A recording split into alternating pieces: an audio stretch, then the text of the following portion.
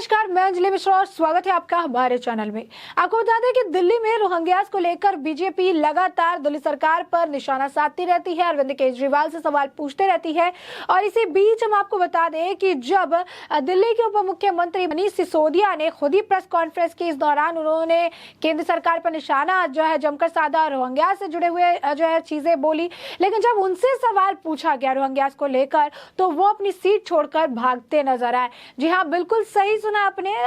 मनीष सिसोदिया ने अपनी सीट छोड़ दी और वो वहां से चले गए, जिसे साफ था कि उन्हें इन सवालों का जवाब नहीं देना था। आखिर क्या सवाल पूछे गए थे, क्यों मनीष सिसोदिया वहां से निकलकर भाग गए, क्यों जवाब नहीं देना चाहते थे मनीष सिसोदिया?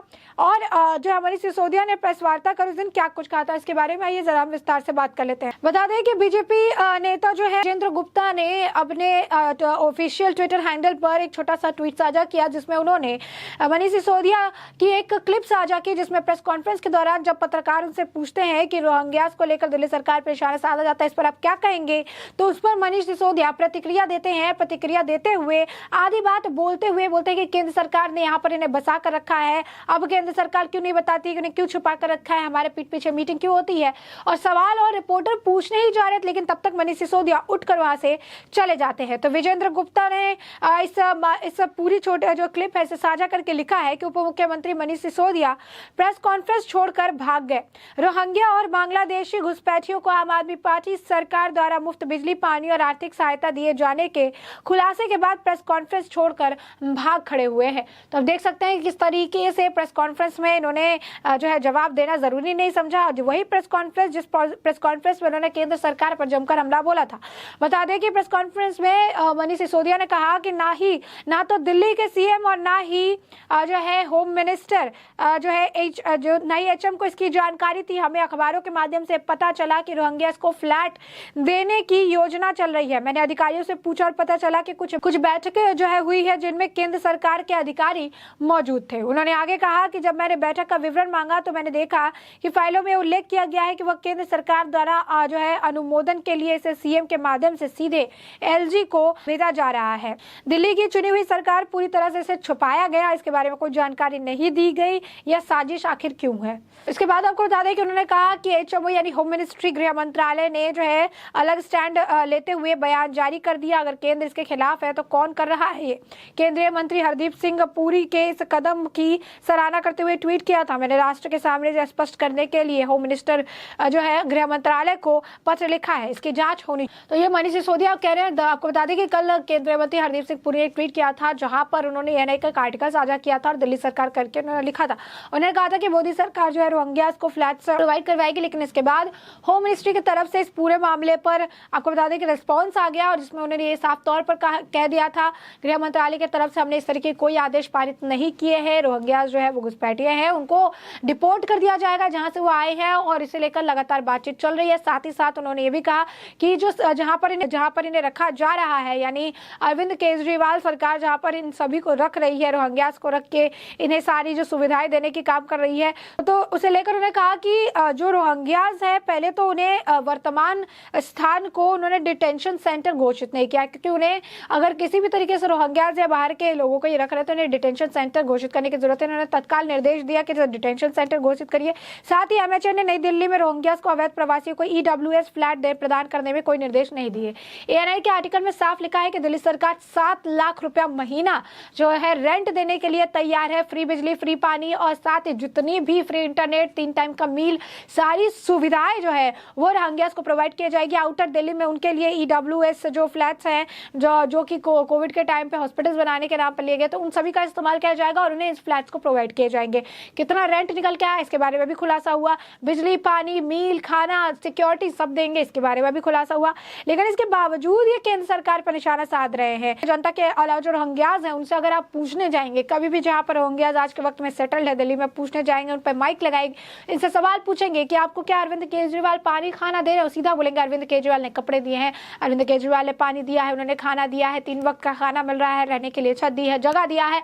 तो ये खुद वो भी बोलते हैं, केजरीवाल के मंत्री अमानुल्लाह खान प्राउडली बोलते हैं कि वो रोहिंग्यास को समर्थन देते हैं, वो रोहिंग्यास को खाना पीना, मील, इलेक्ट्रिसिटी, फ्री बिजली, इंटरनेट, सारी सुविधाएं देते हैं। तो ये सामने से इनके खुद के नेता, मंत्री, विधायक ये चीज मानते हैं कि रोहिंग्या रोहिंग्यास को केंद्र नहीं बल्कि ये बसा रहे हैं। अब उनके लिए सुविधा देने की बात कर रहे हैं, उनके लिए फ्लैट देने की बात कर रहे हैं, 7 लाख रुपए रेंट देने के लिए भी ये तैयार है, उन्हें छत देने के लिए पूरी मुशक्कत कर रहे हैं, ये जानते हुए भी कि केंद्र सरकार लगातार जहां से आए हैं वहां पर बात करने में लगी हुई ताकि इनको डिपोर्ट किया जा सके। इसके बावजूद आप देख सकते हैं कि आपने वो कहावत सुनी होगी कि उल्टा चोर कोतवाल को डांटे। तो ये यहाँ पर जो है आप समझ रहे हैं कि क्यों ये जो मुहावरा इसका इस्तेमाल मैंने किया कि जिसकी गलती है उसे पता है कि मेरी गलती है, लेकिन उस गलती को छिपाने के लिए दूसरे पर उस गलती को मढ़ा जाता है। जब केंद्र सरकार की तरफ से एक्शन लिए जाते हैं, रोहिंग्यास पर सवाल उठाए जाते हैं, तब तो इन्हें बहुत तकलीफ होती है। जब इनके खुद के नेता कहते हैं कि रोहिंग्यास को हमने रखा है, हमने पनाह दिया है, तब ये कुछ नहीं कहते हैं। तो रोहिंग्यास को आज के वक्त में कौन शरण दे रहा है, कौन उन्हें फ्री बिजली, फ्री पानी, रहने के लिए अब फ्लैट की व्यवस्था, सिक्योरिटी, चाक चौबंद, खाना पीना, मीट, सब कुछ जो प्रोवाइड कर रहा है, आखिर वो कौन है? और ये बात की जानकारी आज के वक्त में खुद दिल्ली में रह रही जनता को भी है और दिल्ली में रह रहे रोहिंग्यास से भी अगर आप पूछेंगे तो वही आपको बताएंगे कि अरविंद केजरीवाल की सरकार किस तरीके से और कितनी ज्यादा उनकी मदद कर रही है। एक जगह अगर आग लग गई, उनके घर अगर तबाह हो गए, तो दूसरी जगह उन्हें जो है रख दिया जाता है ताकि उन्हें किसी तरीके की मुश्किल ना हो, किसी तरीके की परेशानी ना हो। तो इसे शरण देने वाला खुद अरविंद केजरीवाल है। लेकिन अब जब उन पर आती है, जब उनसे उल्टा सवाल पूछा जाता है, प्रेस कॉन्फ्रेंस में सिर्फ वो बोलते रहते हैं, तब तक तो सही है, उनसे जो है सवाल बस ना पूछे जाए। जब उनसे पूछा जाता है, जो खुलासे हुए हैं कि दिल्ली सरकार देती है, दिल्ली सरकार फ्री बिजली या फ्री जितनी भी सुविधाएं हैं वो दे रही है, जब ऐसे सवाल इनसे पूछे जाते हैं तो आपने देखा किस तरीके से मनीष सिसोदिया जो है गुस्से में बिलबिला के वहां से निकलते नजर आए। ऐसे में आप साफ तौर पर समझ सकते हैं कि जब इनसे सवाल पूछे जाते हैं तो फिर वो वहां से उठ के भाग जाते हैं। बता दें, इस प्रेस कॉन्फ्रेंस के बाद जो है बीजेपी ने गौतम गंभीर का भी इस पर जो है रिस्पॉन्स है। उन्होंने कहा कि इनके जितना नीचे की राजनीति कोई नहीं कर सकता, सिर्फ ये पार्टी, ये शख्स ये कर सकता है। एक आसान सा सवाल है, उन्हें जो है इसका जवाब देना चाहिए। रोहिंग्यास को बेहतर आवास और बेहतर सुविधाएं देने वाला पत्र क्यों लिखा गया था? जब आप उनके हितैषी नहीं है, जब आप उनके लिए जो है कुछ नहीं करना चाहते हैं, तो उन्हें बढ़िया आवास, उन्हें बेहतर सुविधाएं देने के लिए पत्र क्यों लिखे जाते हैं? ये गंभीर सवाल है, इसका जवाब क्यों नहीं दिया जाता? प्रेस कॉन्फ्रेंस में केंद्र सरकार पर निशाना साधा जाता है, लेकिन एक बेसिक सवाल का जवाब नहीं दिया जाता है। उसके बाद उन्होंने लिखा कि हमारा स्टैंड बहुत स्पष्ट है। गौतम गंभीर ने कहा कि हमारा स्टैंड जो है बहुत स्पष्ट है। मिनिस्ट्री की तरफ से गृह मंत्रालय ने भी सदन के पटल पर स्पष्ट किया कि हम रोहिंग्यास को निर्वासित करना चाहते हैं, ये हमारी पार्टी का स्टैंड है, डिपोर्ट करना है उन्हें, ये हमारी पार्टी का स्टैंड है। दिल्ली के सीएम से पूछा जाना चाहिए कि रोहिंग्यास पर आज उनका क्या रुख है, वो कब जवाब देंगे? आखिर दिल्ली के सीएम सामने से आकर क्यों नहीं कहते कि हाँ रोहिंग्यास को हम नहीं बसा रहे हैं, हम नहीं कर रहे? क्यों पीसी की जाती है तो केंद्र सरकार पर निशाना साधा जाता है, लेकिन ये नहीं देखा जाता है कि दिल्ली में किस तरीके से बसाने का काम किया जा रहा है।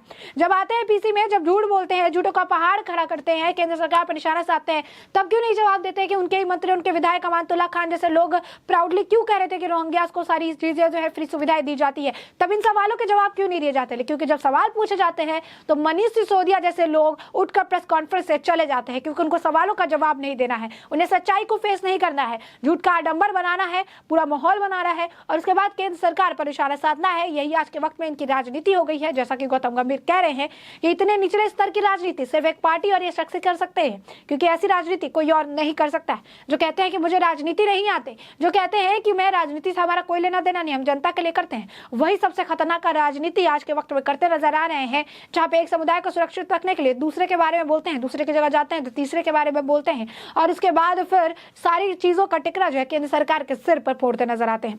तो ऐसे में हमने आपको ये पूरा मामला जो है बड़े विस्तार से बताया है किस तरीके से मनीष सिसोदिया से जब सवाल पूछे गए रोहिंग्यास को लेकर, जब पोल खुल गई, सवाल पूछे गए, तो वहां से उठकर जो है मनीष सिसोदिया भाग निकले। उन्होंने जवाब देना सही नहीं समझा और उसके बाद आप देख सकते हैं कि प्रेस कॉन्फ्रेंस में, पूरे प्रेस कॉन्फ्रेंस में रोहिंग्यास को मुद्दा बनाकर उन्होंने केंद्र सरकार पर निशाना साधा, लेकिन जब उनकी सरकार से सवाल पूछे गए तो उठकर वो निकल लिए।